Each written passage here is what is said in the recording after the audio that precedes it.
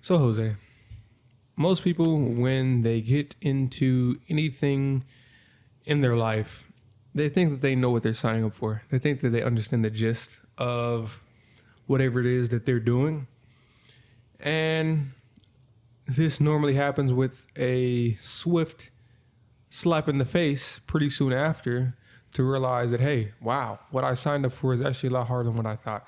So I have a couple of things that I wanted to talk about as far as, some of the things that we've experienced and talking about some of the things that come along with signing up for XYZ. So first, I want to talk about business a little bit. So when it comes to business and us saying, hey, we're going to sign up for business, we're going to sign up for what it takes to become a successful businessman. Just to give people a little insight, how much time does it consume out of your day in order to follow the pathway of being a successful businessman? Okay. So take however long you expect or what you anticipate the task is going to take you. Multiply it by 10. And then do the same thing again. Now, when you say multiply it by 10 and then do the same thing again, right? Mm-hmm. To some people that might sound a little hyperbolic. Can you explain to them how we're not being hyperbolic here? We're being Quite dead literal. ass. So if please. you have never done something, your expectation of the time that it will take and also the effort that it will take is invalid. There's actually a concept in programming where you are quite literally incompetent when it comes to reviewing your own code. And the reason for that is it's 2 times more difficult to understand a excerpt of programming languages, so a small portion of code or a chunk of code, a block of code, what have you, than it is to write it, which means by definition, if you have already written it, you would need to be 2 times smarter than you were when you wrote it in order to fully comprehend it. Very interesting anomaly and analogy, which is applicable to anything when it comes to business. So if I come into sales and I say, hey, it's going to take me 10 days to get 100 sales, but I've never sold before. Okay. Your opinion or your perception is completely invalid and irrelevant because you have no evidence based on your performance how to gauge your performance. So when you think something is going to take a certain amount of time, you need to multiply that time frame by 10 and then 10 again because it's going to take 100 times more than what you expected because you have never done it before and therefore you're not qualified to predict it. And it's always going to take a lot more time, effort, pain, blood, sweat, and tears than you would expect. And Austin, that actually makes me think about how hard it is to make money. Could you enlighten us on that? All right. So whenever And we're not talking about making money in a 9-to-5 or a wage job. Correct. Which there's nothing wrong with that or against that. Getting a salary is phenomenal. Mm-hmm. But making money from thin air, essentially, correct, is a whole nother monster. It's very different because as someone who does work a 9-to-5, I know that I go above and beyond what I'm required to do at my job. However, there are some people that can, once they get that job, they can do the bare minimum, or they can even slack off and not do what they're required to do, and they're still going to get that paycheck. Now, how long they may be able to pull it off, that's, up for who knows to be able to decide. But the salary, the monthly paycheck or the biweekly paycheck is going to be there, whether you go all out or not. But when it comes to making money for a business, if you don't put in the work, that shit is not coming there at all. Zero. You're not making anything unless you put in the work, and not just the work as far as, a little bit of work here and there. No, nonstop, day to day, all day, you're thinking about how to optimize this process or optimize your business and trying to make money. If you don't think about it all the time, damn near, you're not going to make money. Or even if you do, you're not going to make it consistently. Because even we have experienced making money. We have created money out of thin air, essentially. But doing it repeatedly is a whole nother step. So you have to think of it this way. What can I do to make someone take their hard-earned cash and say, hey, look, I would rather have your product or whatever you're trying to sell me than have my hard-earned cash that I've earned and I have in my hand or in my bank account right now.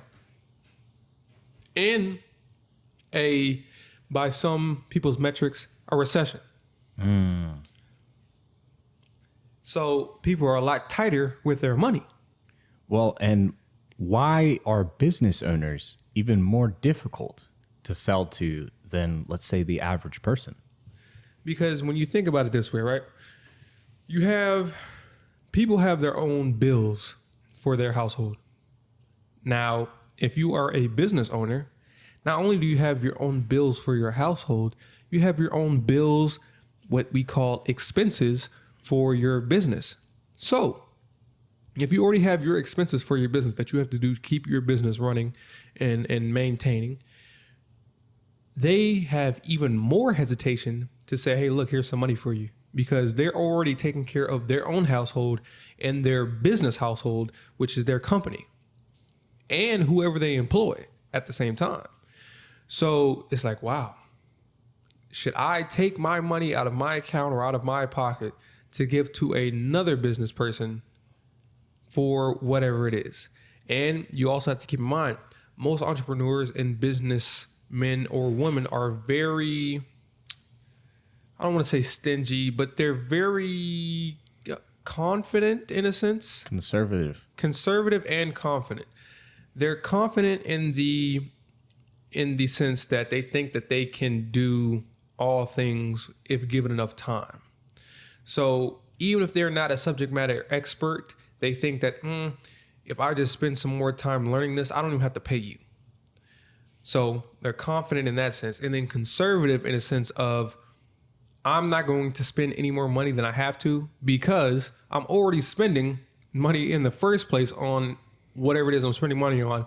Why do I need to spend money on this if I am not 100% certain that it's going to give me a return on my investment? So go ahead.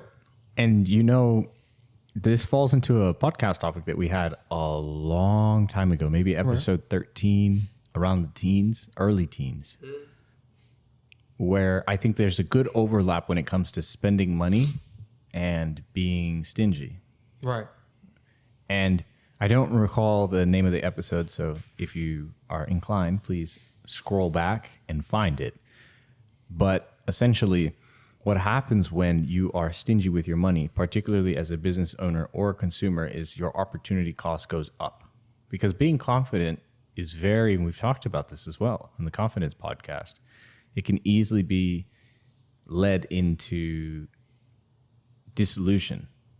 And so if as a business owner, I think I'm hyper competent and I'm confident in everything that I do, and I say, oh, I don't need to outsource this, and I say, quote unquote, save the money by doing it myself, but say I do a subpar job, I've lost on all the opportunities that I could have gotten because I was incapable of performing to the level that I believed I was, which now means that I have accumulated a cost of failure and also have to eat the price of the product or the service that I previously did not purchase. So it's essentially compounding interest on top of a poor decision. And the reason I bring this up is because that is part of what you're signing up for. As an entrepreneur or as a business owner, you're signing up to get interest on every decision you make. Right. If it's a positive decision, you're going to get positive interest that works in your favor.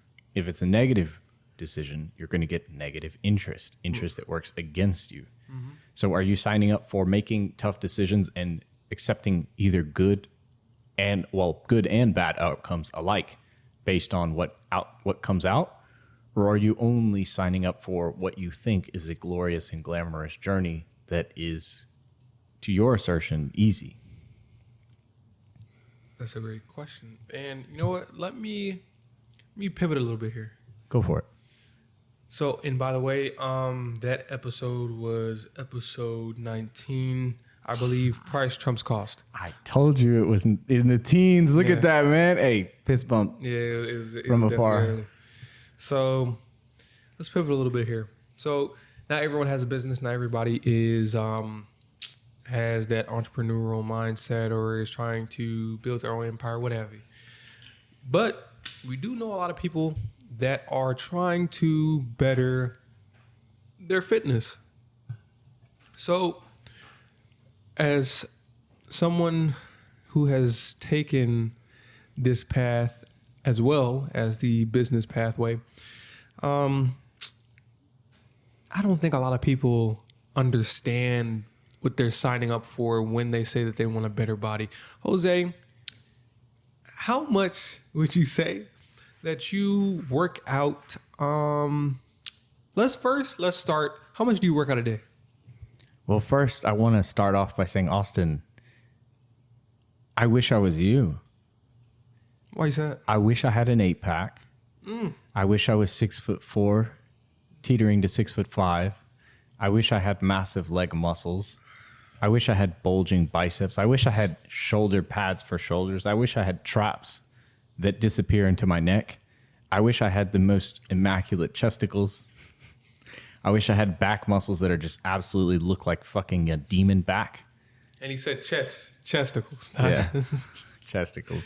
But go I ahead. wish I was you. Sound familiar? Does sound pretty familiar. And what we are about to discuss is the recipe and the key to our success. Yes. And after hearing this, let us know if you still wish for what you wish for. And oh man, you're going to have to forgive me because I forgot. It was a quote from Chris Williamson. Chris Williamson quoting somebody. So quoteception. And it was essentially like is what you are desiring worth desiring, or is it worth, or is it just, or are you just desiring it for its worth? Something like that. But I botched it, so it was relevant, but I can't recall. So how much do I work out in a day? Yeah. 2 times a day. Wait. So when you say 2 times a day, right? You must only mean like Monday through like Thursday or something, right? No, I work out in the morning, I work out in the evening, and I do that 6 days a week. But I work out 7 days a week. Okay. So let's do the math here, people. So if he does this 6 days a week, that's at minimum 12 workouts plus 1 workout minimum on Sunday. So that's at least 13 workouts a week. And yeah, let's pull out the calculator real quick. Now, yeah, pull out the calculator.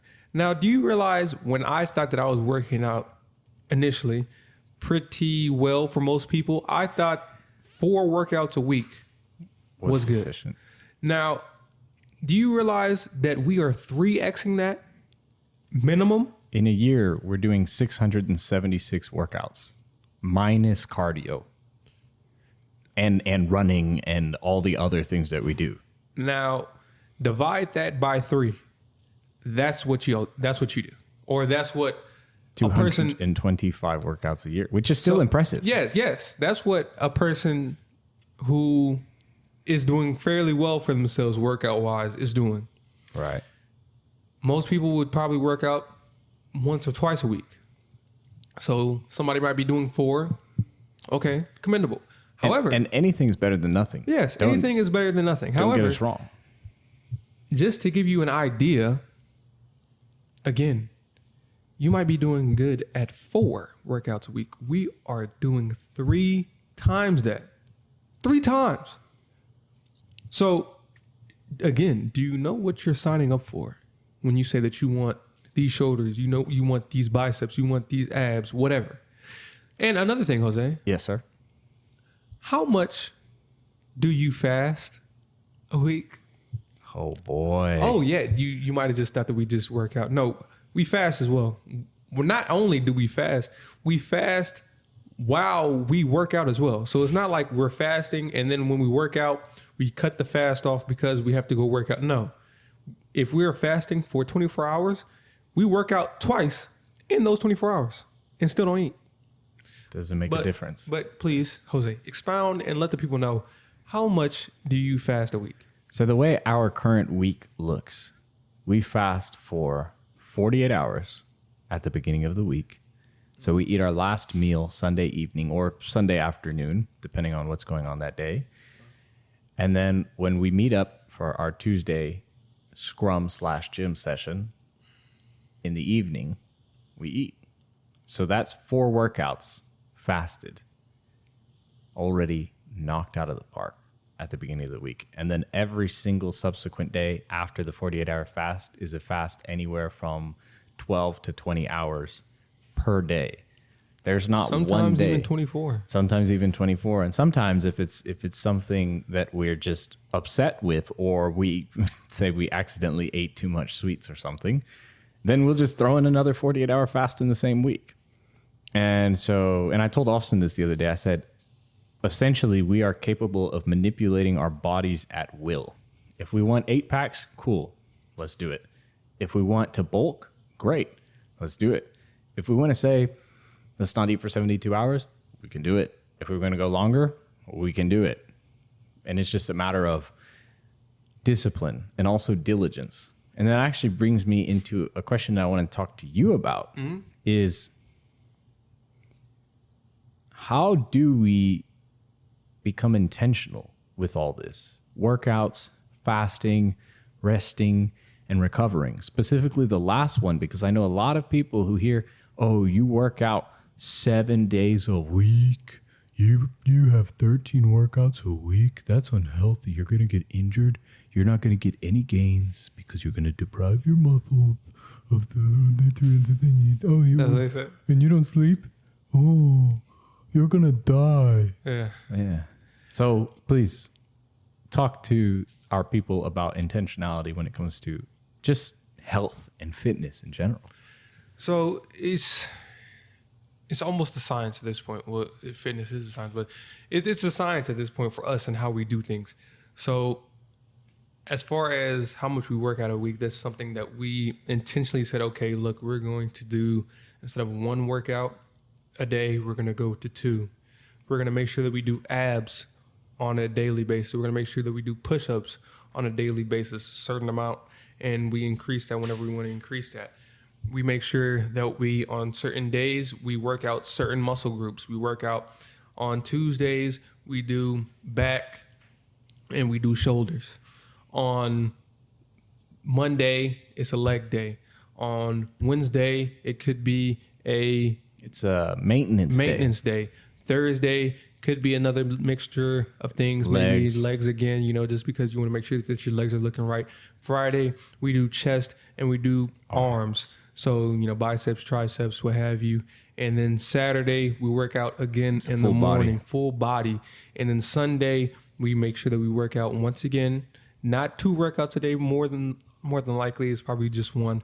But we make sure that we get, a workout in on Sunday as well. So we're very intentional on everything we do. And again, we fast at specific times of the week. We fast for specific times during those specific times of the week. Very, very intentional with everything that we do. And we had to get that scientific. We had to get that strategic with things in order to get the results. So it's almost like a whole nother full-time job of making sure that our bodies are taken care of to the extent to where we look the way that we do. So it's not something that we just walked into, which most people would think, okay, they just got lucky. No, we're very intentional about every single thing, the intensity, the reps, the sets, the weight that we're doing. We're very intentional about all of that, and that's why we have the results that we do.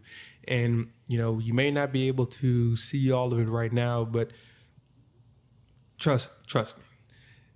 The results over when did we really dial things? Probably like August. So 3 since months. August. 3 months. 3-4 months.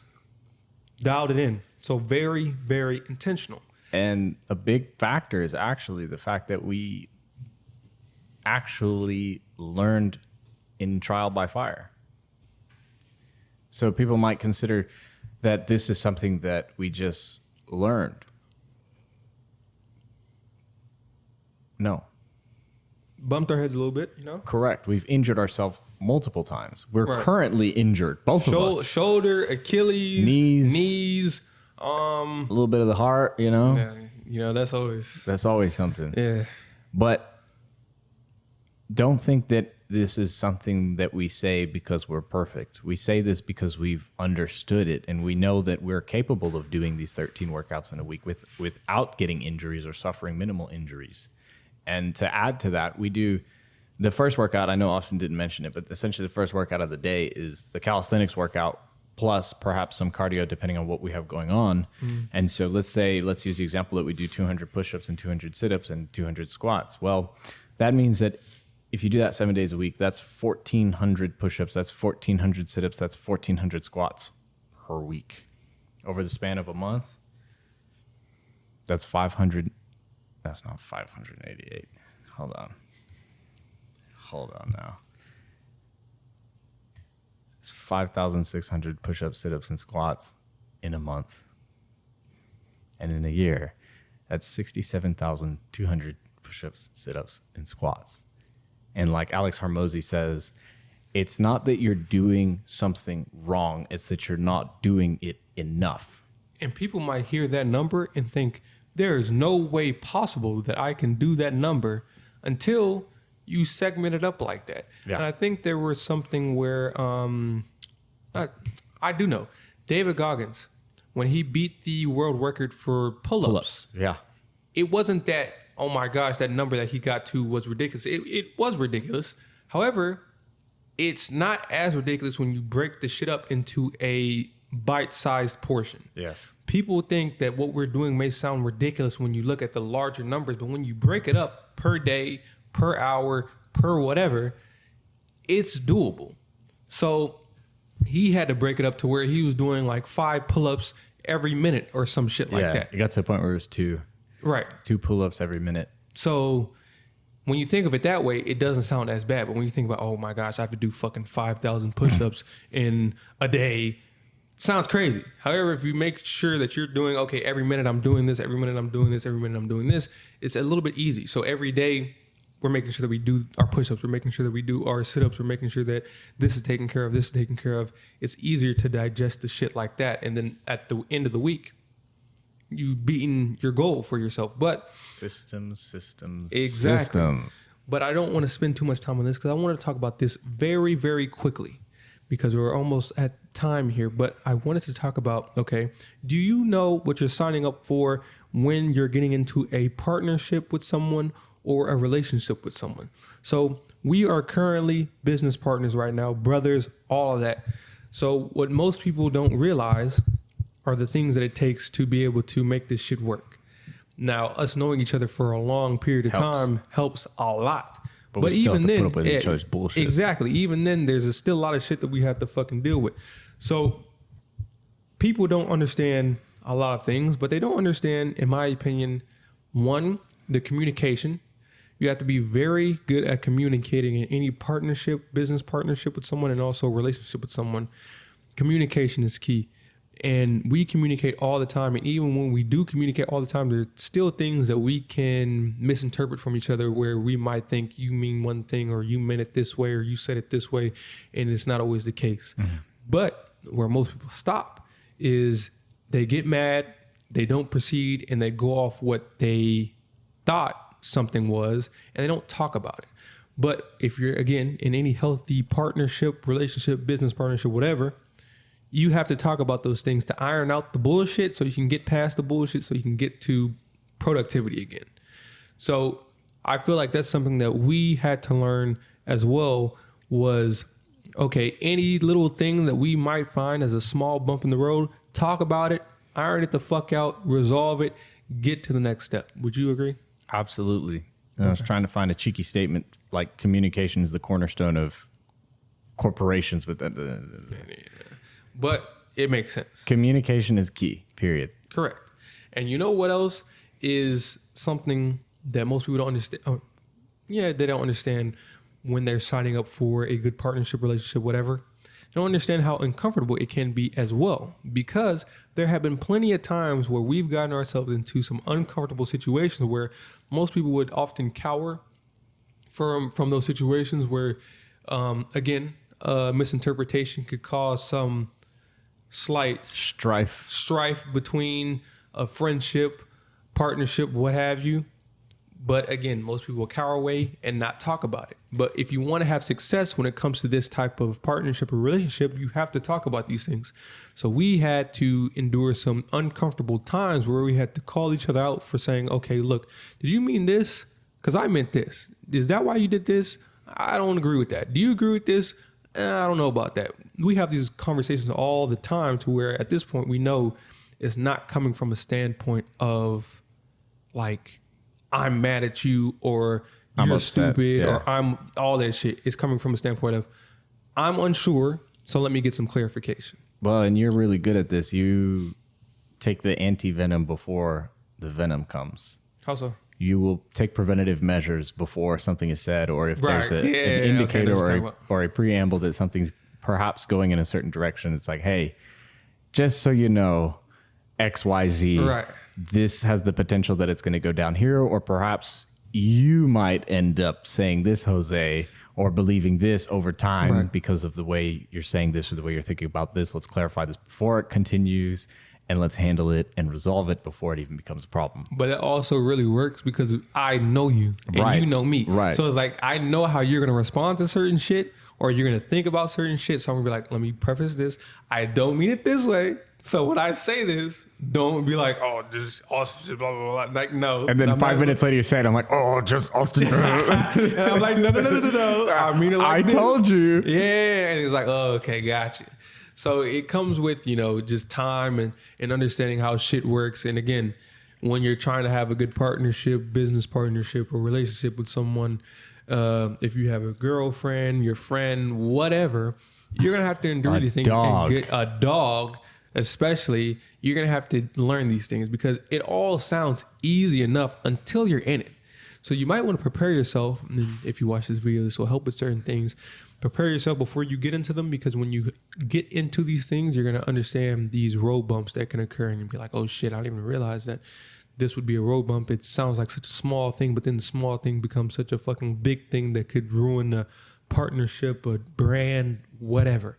But the thing that I wanted to end off with is, so we just talked about business, we just talked about fitness, and we talked about coexisting in a partnership, business, relationship, or a real relationship. Right.